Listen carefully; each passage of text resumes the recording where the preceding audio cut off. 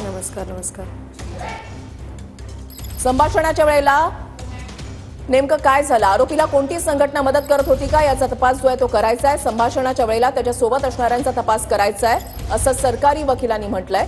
आरोपीला कोणती संघटना मदत करत होती का याचा तपास करायचा आहे. संभाषणाच्या वेळेला त्याच्यासोबत असणाऱ्यांचा तपास करायचा आहे असं सरकारी वकिलांनी युक्तिवादादरम्यान म्हटलेलं आहे. कोल्हापूर कोर्टामध्ये प्रशांत कोरटकर संदर्भात सुनावणीला सुरुवात झालेली आहे. पोलिसांनी काही मुद्दे जे आहेत ते मांडलेले आहेत. युक्तिवादादरम्यान कोरटकरला 5 दिवसांची पोलीस कोठडी द्या अशी मागणी सरकारी वकिलांकडून कोर्टात करण्यात आली आहे. तपास प्रगतीपथावर आहे. आरोपीला कोणती संघटना मदत करत होती का याचा तपास करायचा आहे असं सरकारी वकिलांनी म्हटलंय. संभाषणाच्या वेळेला त्याच्यासोबत असणाऱ्यांचा तपास करायचा आहे असं तपास अधिकाऱ्यांनी म्हटलंय. तर फरार काळात कोरटकर थांबलेल्या हॉटेलची देखील चौकशी करण्यात आलेली आहे. कोरटकरला 5 दिवसांची पोलीस कोठडी द्या अशी मागणी जी आहे ती सरकारी वकील यांनी युक्तिवादादरम्यान केलेली आहे. तपास हा प्रगतीपथावर आहे. पोलीस कोठडीची गरज असल्याचं देखील सरकारी वकिलांकडून सांगण्यात आलेलं आहे. आरोपीला कोणती संघटना मदत करत होती का याचा तपास करायचा आहे असं सरकारी वकिलांचं या ठिकाणी कोर्टामध्ये म्हणणं आहे. संभाषणाच्या वेळेला त्याच्यासोबत असणाऱ्यांचा तपास करायचा आहे.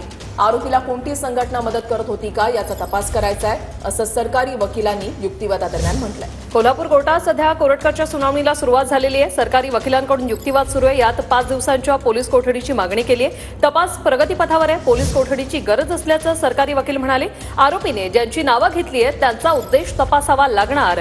सर्वांना समोर बसवून तपास केला तर योग्य होईल असं सरकारी वकिलांनी म्हटलंय. आरोपीनं ज्यांची नावं घेतलेली आहेत त्यांचा उद्देश तपासावा लागणार आहे. सर्वांना समोर बसून तपास केला तर योग्य होईल असं सरकारी वकिलांनी म्हटलंय. या सुनावणीचे सगळे अपडेट्स तुमच्यापर्यंत पोहोचवतोय. क्षणाक्षणाचे संभाषणावेळी त्यांच्या सोबत असणाऱ्यांचाही तपास करायचा आहे असं तपास अधिकाऱ्यांकडून सांगण्यात आलेलं आहे. आणि आरोपीला कोणती संघटना मदत करत होती का या संदर्भात देखील तपास करावा लागणार असं देखील सांगण्यात आलेलं आहे. सर्वांना समोर बसून तपास केला तर योग्य होईल असं सरकारी वकिलांनी यावेळेला कोर्टामध्ये म्हटलंय. त्यामुळे 5 दिवस वाढीव कोठडी मिळावी अशी मागणी सरकारी वकिलांनी केलेली आहे. तर मदत करणाऱ्यांची नावं कोरटकरने सांगितली अशी ही माहिती कोर्टात सध्या उपलब्ध झालेली आहे. प्रशांत कोरटकरने फरार असताना वापरलेली कारही जप्त करण्यात आलेली आहे.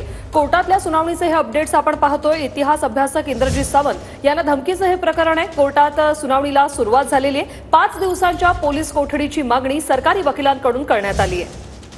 आरोपीला कोणती संघटना मदत करत होती का याचा तपास करायचा आहे सरकारी वकिलांनी असं कोर्टामध्ये म्हटलंय. आणि संभाषणाच्या वेळेला त्याच्यासोबत असणाऱ्यांचा तपास करायचा आहे असं तपास अधिकाऱ्यांनी म्हटलंय.